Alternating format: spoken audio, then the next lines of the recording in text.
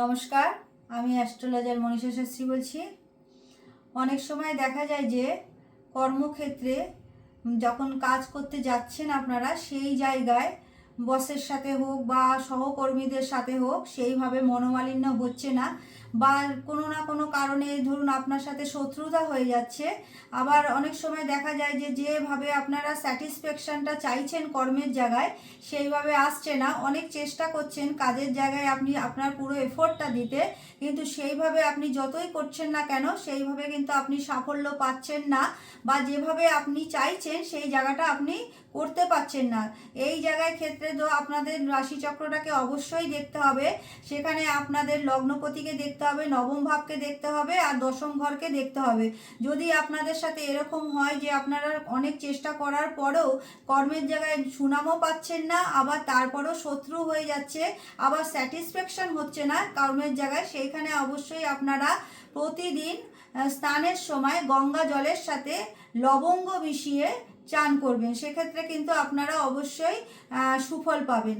আবার অনেক সময় দেখা যায় যে যাদের লগ্নে কেতু আছে বা লগ্নে শনি আছে, ধরুন কারোর মেষ লগ্নে শনি রয়েছে নিচস্থ অবস্থায়, সেক্ষেত্রে অনেক সময় দেখা যায় ছোট হোক বড় হোক, মানে রাত্রিরে ঘুমানোর সময় দেখা যায় অনেক দুঃস্বপ্ন দেখে, হঠাৎ হঠাৎ ঘুম ভেঙে যায়, বা সেই স্বপ্ন দেখার কারণে তাদের কিন্তু শরীর প্রচুর খারাপ হয়ে যায়, বা তারা অনেক ভয় পেয়ে যায়। যদি সেরকম মনে হয় আপনাদের বাচ্চাদের সাথে এরকম হচ্ছে বা আপনাদের সাথে এরকম হচ্ছে, সেক্ষেত্রে আপনারা মঘা নক্ষত্র বা মূলা নক্ষত্র, এই দুই নক্ষত্রের মধ্যে আপনারা অশ্বত্থ গাছের একটা শিকড় তুলে নিয়ে আসবেন।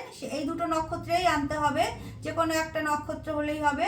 সেই শিকড়টাকে তুলে এনে অবশ্যই গঙ্গা জল দিয়ে ওটাকে ধুয়ে নেবেন। তার সাথে মৌলি সুতো কিনতে পাওয়া যায়, সেই মৌলি সুতো দিয়ে শিকড়টাকে পেঁচাবেন। অবশ্যই ঘি দেবেন, আর হচ্ছে ওর মধ্যে কেশর দেবেন। ওই মিশিয়ে ওই রলির যে সুতো দিয়ে পেঁচালেন শিকড়টাকে, সেই শিকড়টার মধ্যে ফোঁটা লাগাবেন, লাগিয়ে আপনার বালিশের মধ্যে বা বালিশের নিচে রেখে শোবেন। তাহলে দেখবেন এই যে স্বপ্ন দেখছেন, স্বপ্ন দেখার ফলে যে হঠাৎ করে অস্থিরতা চলে আসছে, ঘুম ভেঙে যাচ্ছে, বা ভয় পেয়ে যাচ্ছেন, বা যে কোনো ধরনের প্রবলেম হচ্ছে, সেইগুলো আস্তে আস্তে কিন্তু কেটে যাবে। এই যদি কারোর লগ্নে কেতু থাকে বা শনি থাকে, তাহলে কিন্তু আপনারা অবশ্যই এই উপায়টা করুন, বা এরকম স্বপ্ন যদি আপনারা দেখেন সেক্ষেত্রেও কিন্তু এই উপায়টা করুন, অবশ্যই সুফল পাবেন।